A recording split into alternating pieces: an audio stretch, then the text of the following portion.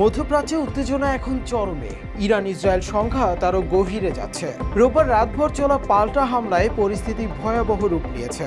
Iran যখন operation true promise 3 এর নতুন ধাপ শুরু করার ঘোষণা দেয়, তখন থেকেই আন্তর্জাতিক সংবাদ মাধ্যমগুলো তীব্র নজর রাখছিল মধ্যপ্রাচ্যের আকাশপথে। এরই মধ্যে ইসরায়েলি সেনাবাহিনীর রেডিও একটি সূত্রের বরাতে সতর্কবার্তা দিয়েছিল তেহরান রাতেই আবার আক্রমণ করতে পারে।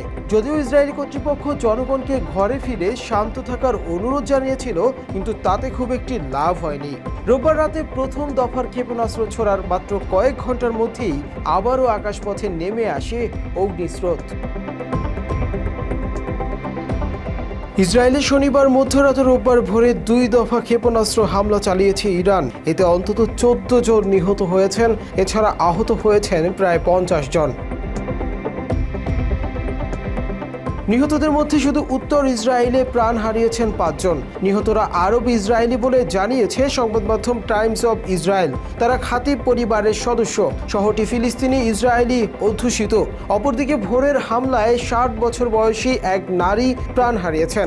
ইসরায়েলের জরুরি সেবা সংস্থা মেগান ডেভিড আরম জানিয়েছে, মধ্য ইসরায়েলের বাত ইমামে ওই নারী নিহত হয়েছেন। এছাড়া বিভিন্ন এলাকায় আরও বেশ কয়েকজন নিহত হওয়ার খবর পাওয়া গেছে।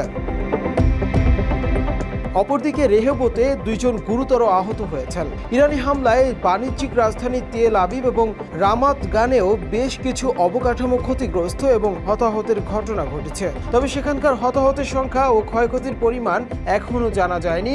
ইরানের এই হামলার আগে ইসরায়েলিদের নিরাপদে আশ্রয়ে চলে যাওয়ার নির্দেশ দিয়েছে সেনাবাহিনী। তবে এখন তারা এই নির্দেশনা তুলে নিয়েছে। মাত্র 30% টাকায় জমির মালিক হয়ে নতুন বাংলাদেশের গড়ে তোলার স্বপ্ন দেখা বাংলা বসতি। সংবাদ মাধ্যম আল জাজিরা জানিয়েছে, ইসরায়েলের ওই আরব শহরটিতে হতাহতের সংখ্যা বেশি, কারণ সেখানে আশ্রয় নেওয়ার মতো খুব বেশি সুবিধা নেই। তেল আবিবের স্থলভাগে বিস্ফোরণের শব্দ এতটাই তীব্র ছিল যে আশেপাশের এলাকা কেঁপে ওঠে।